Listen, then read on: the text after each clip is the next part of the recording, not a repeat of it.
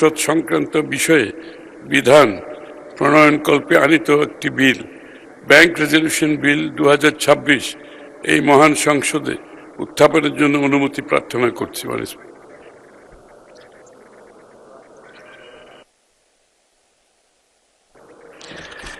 মাননীয় সদস্যবৃন্দ, এই বিলে আপত্তি আছে? আপত্তি দিয়েছেন মোহাম্মদ সাইফুল আলম, ঢাকা 12। বক্তব্য রাখুন। মাননীয় স্পিকার, আপনাকে অনেক অনেক ধন্যবাদ। ব্যাংক রেজলিউশন অধ্যাদেশ 2025 সংরক্ষণের পক্ষে আমি কথা বলতে চাচ্ছি। মাননীয় সদস্য, আপনার সময় 10 মিনিট। একটু বাড়াই দিলে খুশি হব। 10 মিনিট ইজ এনাফ টাইম। আচ্ছা, আপনার মাধ্যমে মহান সংসদের সামনে আজ আমি দাঁড়িয়েছি একটি গুরুত্বপূর্ণ বিষয়ে কথা বলতে। সেটি হলো ব্যাংক রেজলিউশন অধ্যাদেশ 2025 সংরক্ষণের অপরিহার্যতা। আদেশটি শুধু একটি আইনি দলিল নয়, এটি বাংলাদেশের কোটি কোটি সাধারণ মানুষের কষ্টার্জিত সঞ্চয়ের নিরাপত্তা কবচ, দেশের অর্থনৈতিক মেরুদণ্ড রক্ষার হাতিয়ার এবং ব্যাংক লুটপাটকারীদের বিরুদ্ধে রাষ্ট্রের সুনির্দিষ্ট আইনি প্রতিঘাত। মাননীয় স্পিকার, বর্তমান সরকার এই অধ্যাদেশটি বাতিল বা সংশোধন করার প্রস্তাব করেছেন। আমি বিরোধী দলের পক্ষ থেকে অত্যন্ত দৃঢ়তার সাথে বলতে চাই, এই প্রস্তাব দেশের স্বার্থবিরোধী, জনগণের বিরুদ্ধে এবং আর্থিক খাতের জন্য অত্যন্ত ক্ষতিকারক। তাই বাংলাদেশ ব্যাংকিং খাতে আজ গভীর সংকটে। শত শত কোটি টাকা ঋণ খেলাপ, মূলধন ঘাটতি, তারল্য সংকট, দীর্ঘ দিনের দুর্নীতির ফলে কিছু সংখ্যক ব্যাংক আজ অস্তিত্ব সংকটে। এই পরিস্থিতিতে অধ্যাদেশ বাতিল করা হলে তা হবে মানুষের জন্য মানুষের চিকিৎসার বন্ধ করার শামিল। মাননীয় স্পিকার, এই অধ্যাদেশ সবচেয়ে গুরুত্বপূর্ণ দিক হল সাধারণ আমানতকারীদের সুরক্ষা। দেশের কোটি কোটি মানুষের তাদের জীবনের সঞ্চয় ব্যাংকে রাখেন। যখন কোনো ব্যাংক সংকটে পড়ে তখন সবার আগে ক্ষতিগ্রস্ত হন এই সাধারণ মানুষই। অধ্যাদেশটি স্পষ্টভাবে নিশ্চিত করেছে যে রেজুলেশন প্রক্রিয়ায় সুরক্ষিত আমানত সর্বোচ্চ অগ্রাধিকার পাবে, আমানতকারীরা কখনো ক্ষতিগ্রস্ত হবে না। কাজে এই অধ্যাদেশ বাতিল করা মানে কোটি মানুষের সুরক্ষাকে ধ্বংস করা। মাননীয় স্পিকার, অতীতে সংকটগ্রস্ত ব্যাংকগুলো বাঁচাতে রাষ্ট্রীয় কোষাগার থেকে বিপুল পরিমাণ অর্থ ব্যয় হয়েছে, যা মূলত সাধারণ করদাতার অর্থ। এই অধ্যাদেশ এমন একটি কাঠামো নির্মাণ করেছে যেখানে প্রথমে বেসরকারি উৎস থেকে সংকট নিরসনের চেষ্টা হবে এবং শুধুমাত্র সর্বশেষ উপায় হিসাবে সরকারি সহায়তার বিধান রয়েছে। এটি বাতিল হলে আবার করদাতাদের অর্থ অপচয়ের মুখে পড়বে। ব্যাংকিং সেবার ধারাবাহিকতা নিশ্চিত করা। একটি ব্যাংক সংকটে পড়লে তার আমানতকারীরা এবং ব্যবসায়ীরা তাৎক্ষণিক ক্ষতির শিকার হন। লক্ষ লক্ষ গ্রাহকদের লেনদেন বন্ধ হয়ে যায়, ব্যবসা ক্ষতিগ্রস্ত হয়। এই অধ্যাদেশ সুনির্দিষ্টভাবে নিশ্চিত করে যে রেজুলেশন প্রক্রিয়া চলাকালে ব্যাংকের গুরুত্বপূর্ণ কার্যক্রম অব্যাহত থাকবে, গ্রাহকরা তাদের সেবা পাবেন। এটি অর্থনৈতিক বিপর্যয় ও প্রতিরোধের মূল রক্ষা কবচ। আর্থিক খাতে জনগণের সেবা পুনরুদ্ধার। বাংলাদেশের ব্যাংকিং খাতে জনগণের আস্থা আজ তলানিতে, কারণ বারবার ব্যাংক কেলেঙ্কারি, লুটপাট ও সংকটে পড়েও কার্যকর কোনো আইনি ব্যবস্থা ছিল না। এই অধ্যাদেশ স্বচ্ছ, পূর্ব ঘোষিত, আইনসম্মত রেজুলেশন প্রক্রিয়া তৈরি করে, সেই আস্থা পুনরুদ্ধারের পথ প্রশস্ত করে। এটি বাতিল করলে সেই বিশ্বাসের সামান্য যা অবশিষ্ট ছিল, মাননীয় স্পিকার, তাও ধ্বংস হয়ে যাবে। মাননীয় স্পিকার, এতদিন বাংলাদেশের ব্যাংক সংকট মোকাবিলার কোনো সুনির্দিষ্ট আইনি কাঠামো ছিল না। ব্যাংক ডুবতে থাকতো এবং কেন্দ্রীয় ব্যাংক হাত পা বেঁধে বসে থাকতো।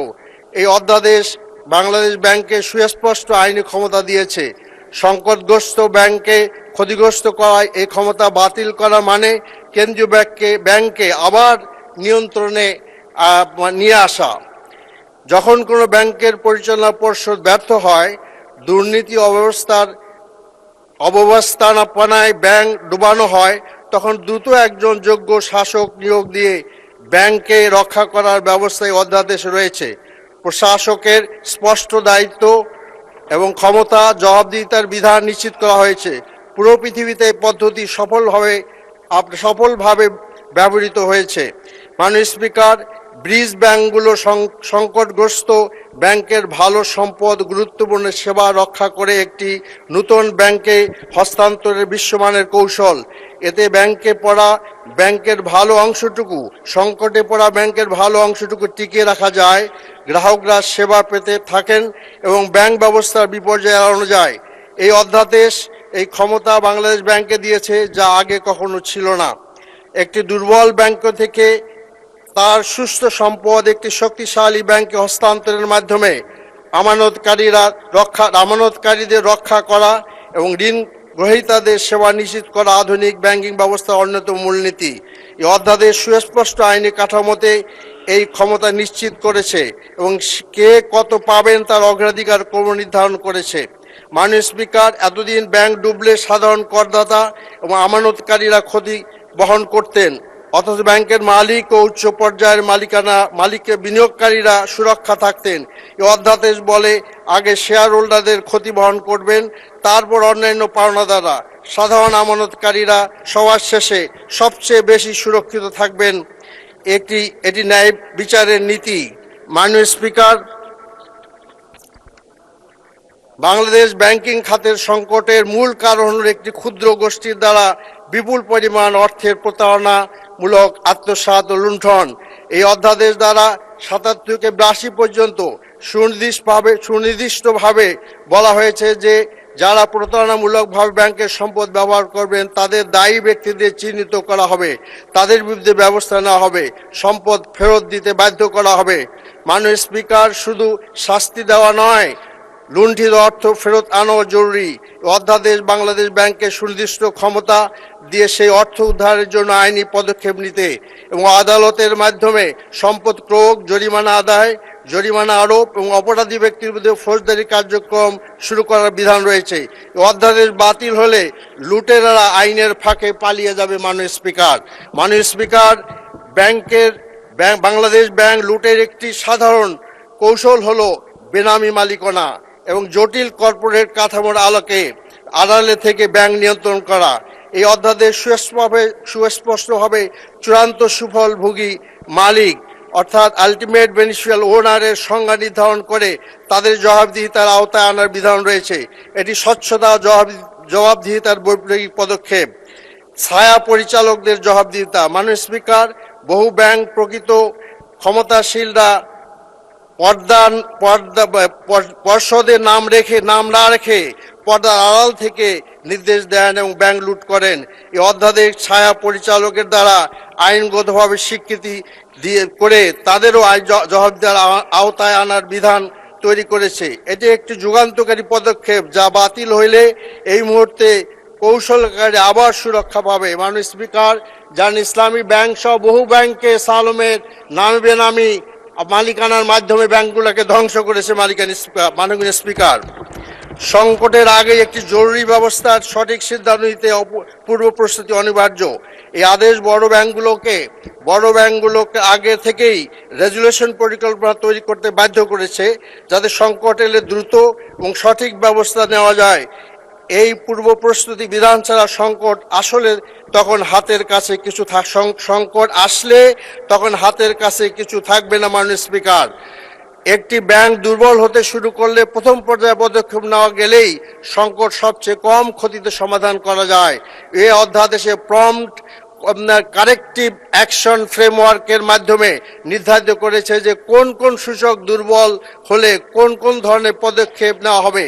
এটি একটি অটোমেটিক আর্লি ওয়ার্নিং সিস্টেম, যা সারা রেজুলেশন অন্ধকারের তীরে ছড়ার মতো। মাননীয় স্পিকার, সংকট মোকাবিলায় তাৎক্ষণিক আর্থিক সম্পদ থাকা জরুরি। এই অধ্যাদেশে আর্থিক স্থিতিশীলতা রেজুলেশন তহবিল গঠনের বিধান করেছে, যেখানে ব্যাংকগুলো চাঁদা দেবে, সরকার নয়। এই তহবিল থেকে প্রয়োজনে সংকটগ্রস্ত ব্যাংকে ঋণ দেওয়া হবে, গ্রান্টি প্রদান, সম্পদ ক্রয় করা যাবে।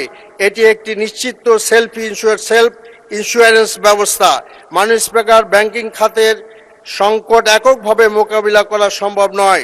এতে প্রয়োজন বাংলাদেশ ব্যাংক, অর্থ মন্ত্রণালয়, আমানত বীমা সংস্থা বিএসইসি এবং অন্যান্য নিয়ন্ত্রণ সংস্থার সমন্বিত প্রচেষ্টা এই অধ্যাদেশ একটি আন্তঃপ্রাতিষ্ঠানিক সংস্থা সংগঠন করেছে যা সমন্বয় নিশ্চিত করবে। এটি ছাড়া একটি হাত জানবে না অন্য হাত কি করছে।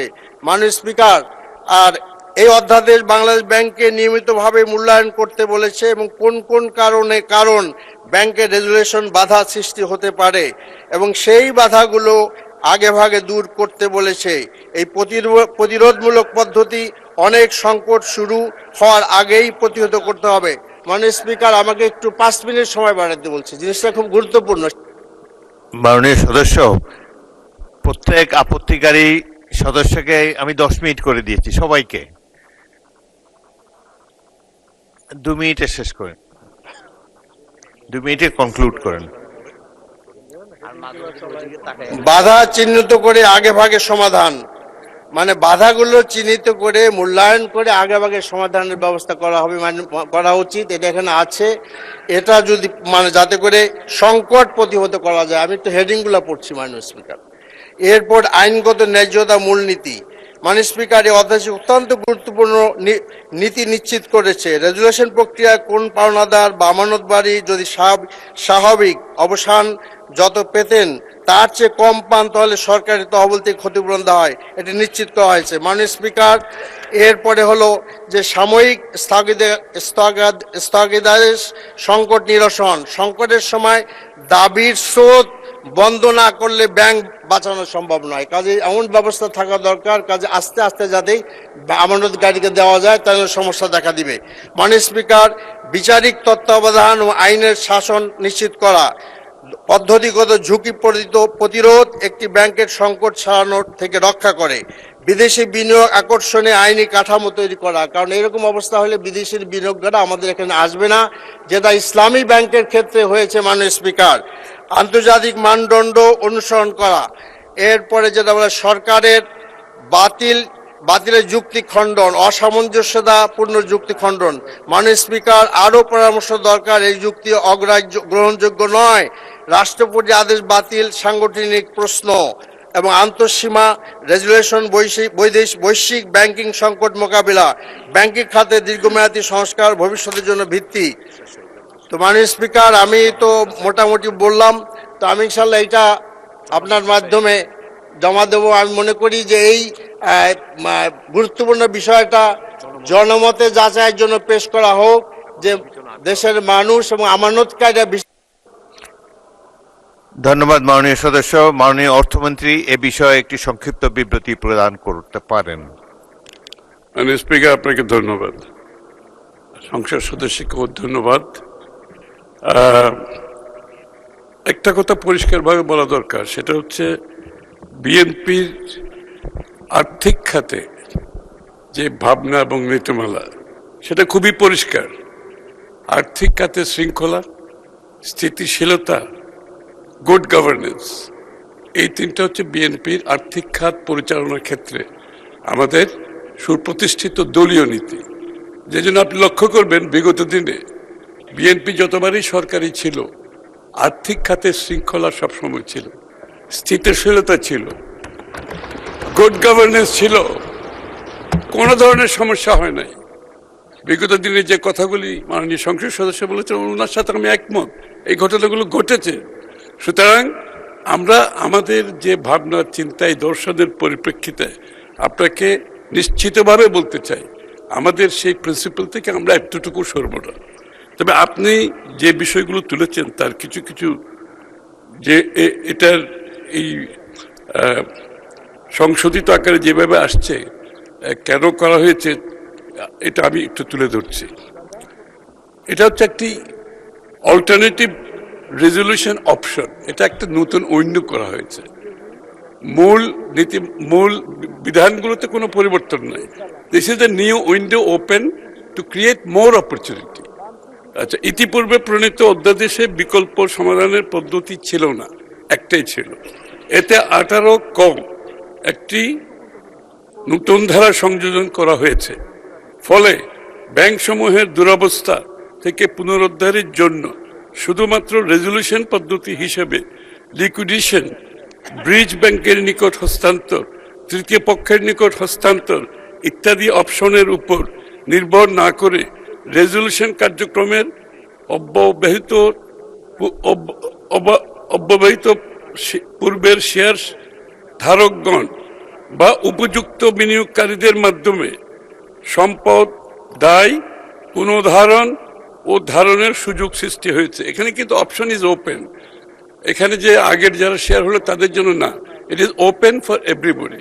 এবং এটা কেন করা হয়েছে আমি একটু বিস্তারিত একটু বললে আপনার বুঝতে সুবিধা হবে। সরকারের আর্থিক দায় কমানো।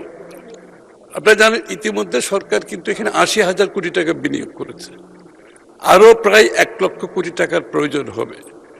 এটা একটা সাধারণ সময়ে নর্মাল টাইমে কোনো সরকারের পক্ষে এত বড় একটা অ্যামাউন্ট বহন করা সম্ভব নয়। তার উপর তো বর্তমান অর্থনৈতিক প্রেক্ষাপট, আন্তর্জাতিক যুদ্ধ ইত্যাদি দিয়ে যে বিষয় সামনে চলে আসছে, আরো ১,০০,০০০ কোটি টাকার মাধ্যমে এটাকে এগিয়ে নিয়ে যাওয়া সম্ভব না। এজন্য আবেদনকারীদের দ্বারা মূলধন পুনঃস্থাপন, দায় পরিশোধ এবং পূর্বে প্রাপ্ত সহায়তা ফেরত প্রদানের বাধ্যবাধকতা থাকায় সরকার বা আমানত সুরক্ষা তহবিলের উপর আর্থিক চাপ হ্রাস পাবে।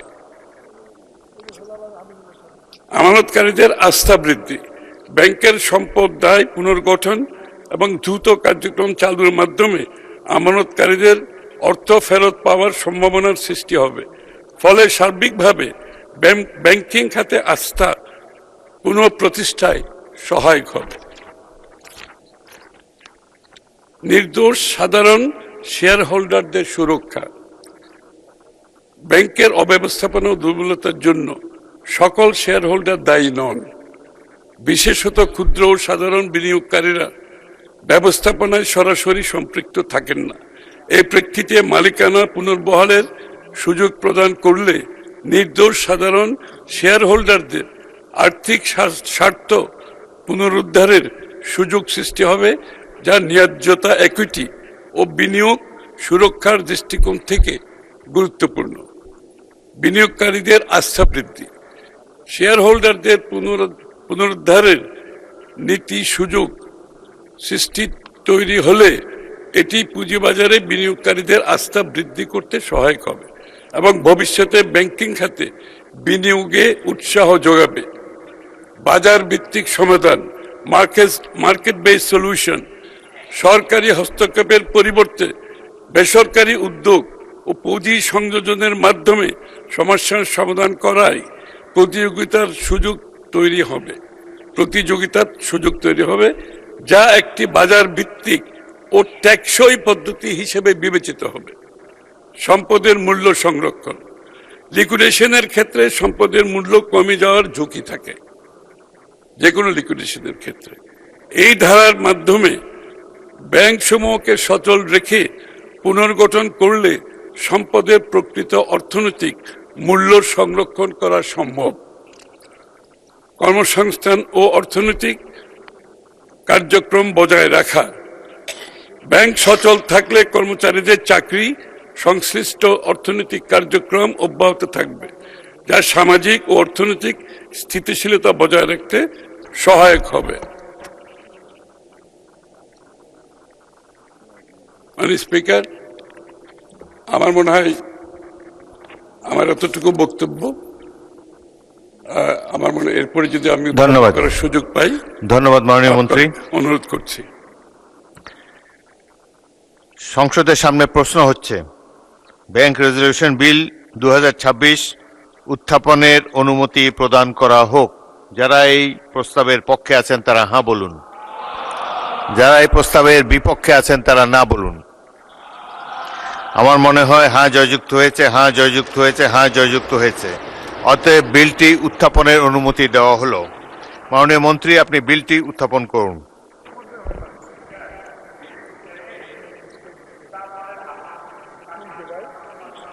একজনকে দেয়া নেই,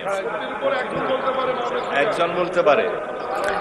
আপত্তি একজনই দিতে পারে। এই দয়া করে বসুন, একজন আপত্তিকারী দিতে পারে, তার 12 মিনিট বক্তব্য শুনেছে, এখন আইন প্রণয়নে যাচ্ছে। মাননীয় মন্ত্রী উত্থাপন করুন। 2 মিনিটের জায়গায় 20 মিনিট দিছে তো। মাননীয় স্পিকার, আপনাকে ধন্যবাদ।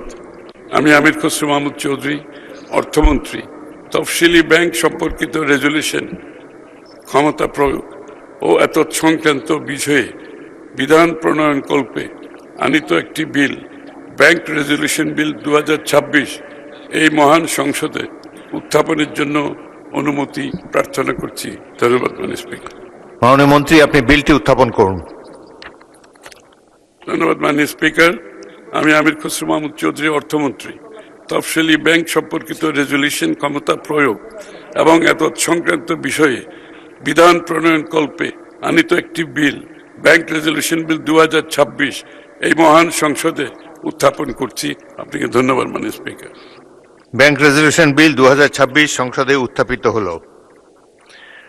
আমি এখন অর্থমন্ত্রী আমির খসরু মাহমুদ চৌধুরীকে সংসদে উত্থাপিত আকারে ব্যাংক রেজলিউশন বিল 2026 অবিলম্বে বিবেচনার প্রস্তাব উত্থাপনের আহ্বান জানাচ্ছি। ধন্যবাদ মাননীয় স্পিকার। আমি আমির খসরু মাহমুদ চৌধুরী, অর্থমন্ত্রী, প্রস্তাব করছি যে তফসিলি ব্যাংক সম্পর্কিত রেজুলেশন ক্ষমতা প্রয়োগ এবং এতৎ সংক্রান্ত বিষয়ে বিধান প্রণয়নকল্পে আনিত বিলটি, ব্যাংক রেজুলেশন বিল 2026, মহান সংসদে অবিলম্বে বিবেচনার জন্য গ্রহণ করা হোক। ধন্যবাদ মাননীয় স্পিকার। সংসদের সামনে প্রশ্ন হচ্ছে, সংসদে উত্থাপিত আকারে ব্যাংক রেজলিউশন বিল 2026 অবিলম্বে বিবেচনার জন্য গ্রহণ করা হোক। যারা এই প্রস্তাবের পক্ষে আছেন তারা হ্যাঁ বলুন, যারা এই প্রস্তাবের বিপক্ষে আছেন তারা না বলুন। আমার মনে হয় হ্যাঁ জয়যুক্ত হয়েছে, হ্যাঁ জয়যুক্ত হয়েছে, হ্যাঁ জয়যুক্ত হয়েছে। অতএব সংসদে উত্থাপিত আকারে ব্যাংক রেজলিউশন বিল 2026 অবিলম্বে বিবেচনার জন্য গৃহীত হলো। মাননীয় সদস্যবৃন্দ, বিলটির উপর দফাওয়ারি কোনো সংশোধনী নেই। আমি এখন বিলের দফাগুলো সংসদে পেশ করছি। সংসদের সামনে প্রশ্ন হচ্ছে, বিলের দফা 2, 3, 4, 5, 6, 7, 8, 9, 10, 11, 12, 13, 14, 15, 16, 17, 18, 19, 20, 21, 22, 23, 24, 25, 26, 27, 28, 29, 30, 31, 32, 33, 34, 35, 36, 37, 38, 39, 40, 41, 42, 43, 44, 45, 46, 47, 48, 49, 50, 51, 52, 53, 54, 55, 56, 57, 58, 59, 60, 61, 62, 63, 64, 65, 66, 67,